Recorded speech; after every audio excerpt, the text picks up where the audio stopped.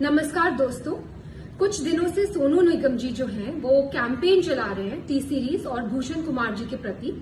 तो इस सिलसिले में मैं ये बोलना चाहती हूँ कि टी सीरीज ने आज तक हजारों कलाकारों को ब्रेक दिया है, जो कि आउटसाइडर्स हैं, जो इंडस्ट्री से नहीं जुड़े हुए। उसमें म्यूजिक डायरेक्टर्स हैं, सिंगर्स हैं, लिरिसिस्ट हैं, एक्टर्स हैं, डायरेक्टर्स हैं। मैंने खुद अपनी डायरेक्टेड फिल्म यारियां में 10 न्यू कमर्स को चांस दिया। उसमें से 4 लोग, नेहा कक्कड़, रकुलप्रीत सिंह, हिमांश कोहली और कंपोजर आर को आज बड़े हो चुके हैं। और सोनू निगम जी से मैं ये पूछना चाहूंगी कि वो बोल रहे हैं कि इंडस्ट्री में टैलेंट को सही दिशा नहीं मिलती। तो सोनू जी, आप तो लेजेंड है, आप तो बहुत बड़े कलाकार है। आपने आज तक कितने लोगों को चांस दिया है? आप तो बहुत बड़े लेजेंड है, आप तो कहीं से भी लोग, आपके पास तो कितने लोग आते होंगे कि सोनू जी हमारी मदद कर दीजिए, मेरे बेटे की मदद कर दीजिए, मेरी बच्ची की मदद कर दीजिए, हमें मिलवा दीजिए टी सीरीज में, हमें चांस दिलवा दीजिए। आप तो आज तक टी सीरीज में नहीं आए कि इसको चांस दे दो, इसको मैं, ये बहुत बड़ा टैलेंट है, इसको आप चांस दीजिए। आपने तो कभी किसी को चांस दिलवाने की बात नहीं की। आपने ना ही कोई टैलेंट आज तक इंडस्ट्री में इंट्रोड्यूस किया।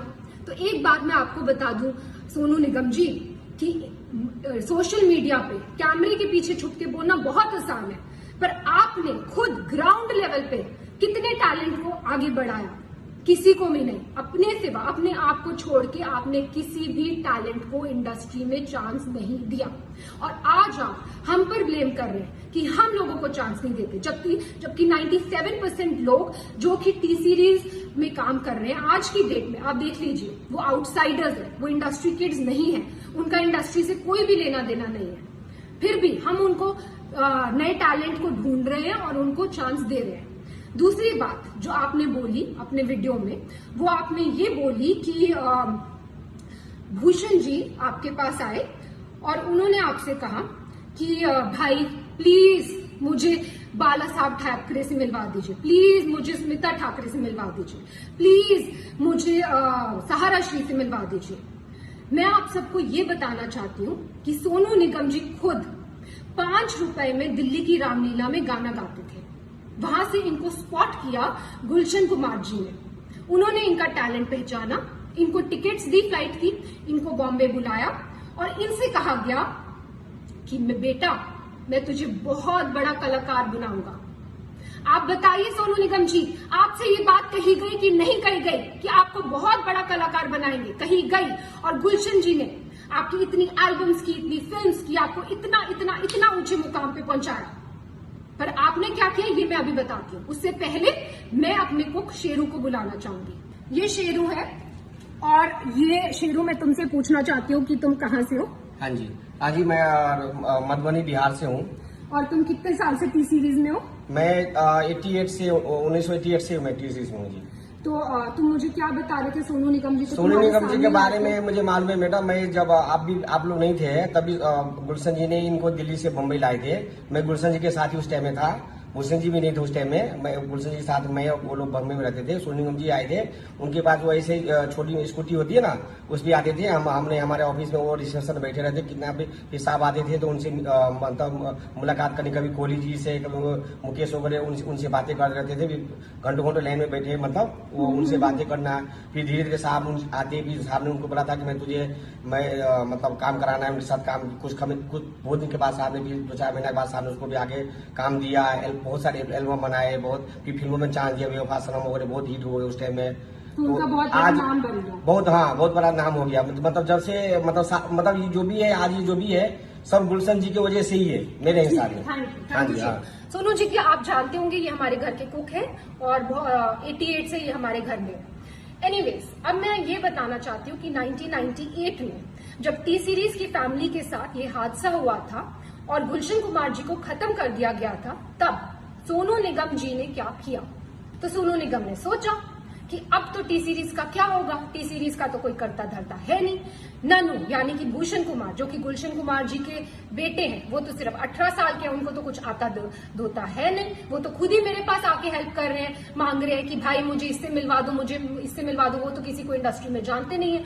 तो ये कंपनी तो खत्म होने वाली है, तो भाई मैं पहले अपने आप को सेफ गार्ड कर लूं। तो इन्होंने जाकर एक दूसरी म्यूजिक कंपनी के साथ, इनकी मतलब कोई भी वो नहीं थी, कोई भी इनको थैंकफुलनेस नहीं थी कि टी सीरीज ने मुझे इतना आगे बढ़ाया, आज टी सीरीज फैमिली में इतनी बड़ी प्रॉब्लम आई है तो मैं इनके साथ खड़ा रहूं, मैं भूषण की हेल्प करूं और उसको मिलवाऊं लोगों से। रादर ये तो खुद दूसरी कंपनी के साथ जाकर इन्होंने एल्बम कर ली और भूषण इनके पास आकर मदद मांग रहे हैं कि भाई मुझे ये कर दे वो कर दे, और इस मदद का एहसान ये आज जता रहे हैं, वीडियो बनाकर जता रहे हैं कि तूने मुझसे ये मदद मांगी। एनीवेज, तो भूषण जी ने इनसे मदद मांगी कि भाई प्लीज मेरे लिए दीवाना एल्बम कर दो, क्योंकि ये तो भाई पूरी तरह से एहसान फरामोश होकर दूसरी कंपनी में चले गए थे। और इन्होंने जब अब इन्होंने एटीट्यूड दिखाया कि वो मेरे सामने आए, मुझसे मदद मांगे, और मदद इन्होंने करी भी और उसका भी एहसान जता रहे हैं, इन्होंने दीवाना एल्बम करी। ठीक है, फिर उसके बाद इन्होंने जो वीडियो में दूसरी बात कही वो ये कही है कि भूषण जी ने इनसे मदद मांगी कि भाई मुझे अब्बू सलीम से बचा ले। अब मैं आपसे ये पूछना चाहती हूँ सोनू निगम जी कि अब्बू सलीम से बचाने के लिए भूषण जी आपके पास क्यों आए? प्लीज इस बात पे तहकीकात की जाए। क्या सोनू जी के रिश्ते थे अब्बू सलीम से? डेफिनेटली थे, तभी तो वो उनके पास मदद मांगने आए, और इन्होंने खुद अपने वीडियो में बोला है कि वो उनके पास मदद मांगने आए। नेक्स्ट चीज जो मैं ये बोलना चाहती हूँ कि सोनू जी ने बोला है कि भूषण जी पे एक लड़की ने आरोप लगाया मीटू का, और उसके बाद वो आरोप वापस ले लिया गया और भूषण जी ने माफिया की चाल चली, पर मीडिया को सब पता है, मतलब भूषण जी मीटू रेपिस्ट है, लेकिन ये बात माफिया ने दबा ली। अब मैं आपको ये बताना चाहती हूँ सोनू जी कि मीटू एक बहुत ही अच्छी मूवमेंट थी जो स्टार्ट की गई इसलिए ताकि सोसाइटी में जो ऐसे लोग हैं, जो बुरे लोग हैं, उनका सफाया हो सके। पर इस मूवमेंट का बहुत सारे ऐसे लोगों ने फायदा उठाया, पैसे ऐंठने के लिए, ब्लैकमेल करने के लिए, किसी को किसी से वेंजेंस है तो किसी लड़की के कंधे पे बंदूक रख के चलाने के लिए, और ऐसे ही हमें बहुत सारी ब्लैकमेलिंग कॉल्स आई मीटू के टाइम पर। उस टाइम पर हमने सिर्फ पुलिस की सपोर्ट ली, पुलिस की हेल्प ली, और पुलिस ने तहकीकात की और पुलिस ने ये क्लियर कर दिया कि ये तो सीधा सीधा ब्लैकमेलिंग का केस है। और पुलिस ने, हमने पूछा कि क्या आपको कुछ करना है, कुछ मानहानि का दावा करना है या कुछ करना है, हमने डिसाइड किया कि नहीं, हम मीडिया तक में भी ये बात आउट नहीं करेंगे कि क्या हुआ है हमारे साथ। क्यों? क्योंकि हम खुद किसी लड़की को डाउन क्यों करें, हम किसी लड़की को क्यों उसको इस तरह भरे बाजार में उसकी इज्जत उतारें। लेकिन उसका ऐसे बहुत सारे केसेस आए हमारे पास, और उसका फायदा आप जैसे लोग उठाते। और कई लड़कियों ने एडमिट भी किया कि कई लोगों ने, जो सच्चे दुश्मन है इंडस्ट्री में, उन्होंने वो पीछे थे इस मिली भगत के, लेकिन देखिए आप आज भी इसका फायदा उठा रहे। मैं पूछना चाहती हूँ सोनू निगम जी, क्या है मीटू मूवमेंट? मैं लगा दूं आप पे मीटू, तो मैं लगा दूं आप पे मीटू, बोल दो आप मीटू रेपिस्ट है, हो जाएंगे आप मीटू रेपिस्ट।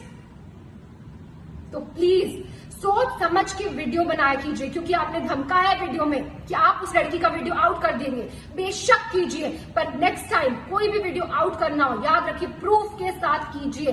बिना प्रूफ के मीटू मूवमेंट का कोई मतलब ही नहीं है।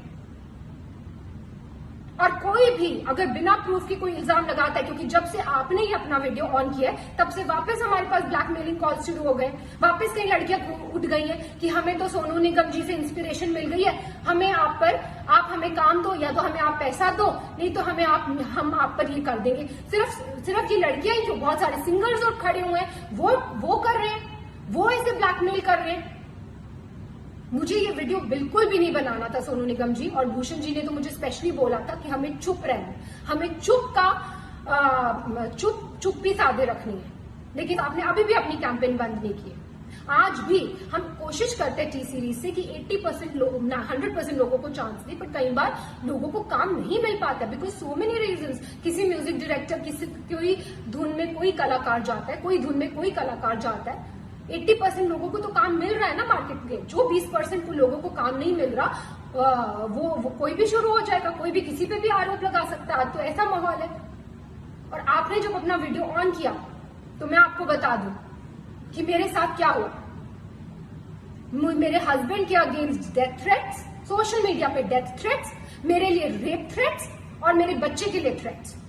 मैं क्यों सहूं ये सब, मैं क्यों सहूं अपने बच्चे के लिए थ्रेट्स? और अभी भी आपकी कैंपेन बंद नहीं हुई है, अभी भी आपकी कैंपेन जारी है। आप इतने सारे सिंगर्स को अभी भी इकट्ठा कर रहे हैं और उनको एक गठबंधन बना रहे हैं और उनको बहका कर जिनको काम नहीं मिल रहा फॉर वट एवर रीजन, उनको काम इस बात में लगा रहे हैं, इस पब्लिसिटी लेने के ये मुद्दे में लगा रहे हैं कि उनके आपके साथ मिल जाए और टी सीरीज को हम कैसे खत्म कर दें, भूषण कुमार को हम कैसे खत्म कर दें। एक बात मैं आपसे कहना चाहूंगी सोनू निगम जी, आप किस टाइप की हैं ये तो आपकी बीवी ने क्लियर कर दिया था। उन्होंने खुद आप पे, आपको याद है, आपकी बीवी ने खुद आप पे इल्जाम लगाए हैं। प्लीज याद कीजिए उन इल्जामों को, आपने पब्लिकली जो आपकी बीवी ने आप पे इल्जाम लगाए थे और फिर आप दूसरों पे इल्जाम लगाइए। और मैं बिल्कुल, जैसे कि मैंने कहा, मैं बिल्कुल इस हक में नहीं थी कि मैं ये वीडियो बनाऊं, लेकिन इतनी मैं कश्मकश में हूं, क्या करूं, बनाऊं ना बनाऊं, ये सच्चाई लाऊं कि नहीं लाऊं। फिर मुझे फाइनली गीता से मुझे मेरा आंसर मिला। गीता में जब अर्जुन भगवान कृष्ण से पूछते हैं कि मुझे ये युद्ध नहीं लड़ना है, ये युद्ध लड़के किसका फायदा होगा, तो भगवान कृष्ण अर्जुन को समझाते हैं कि एक योद्धा के लिए धर्म से बढ़कर युद्ध लड़ने के अलावा और कोई बड़ी चीज नहीं है। अगर तुम युद्ध नहीं लड़ोगे तो तुम अपना यश गवाओगे, तुम्हारा अपयश होगा, संसार में लोग तुम्हारे अपयश की चर्चा करेंगे और तुम्हारे दुश्मन हर तरह के कटु वचन बोलकर तुम्हारा वर्णन करेंगे। और वही हो रहा है, सब लोग कटु वचन बोल रहे हैं, सारी दुनिया। जैसे कि मैंने बोला, मुझे रेप थ्रेट्स आ रहे हैं। तो मैं ये कहना चाहूंगी कि जितने भी आप सिंगर्स को, म्यूजिक डायरेक्टर्स को, जिनके पास आज कोई काम नहीं है, उनको आप भड़का रहे हैं, उनको भड़काना बंद कीजिए, क्योंकि अदरवाइज रणभूमि ओपन है। किसी को भी पब्लिसिटी के लिए इस रणभूमि में आना है, युद्ध ऑन है।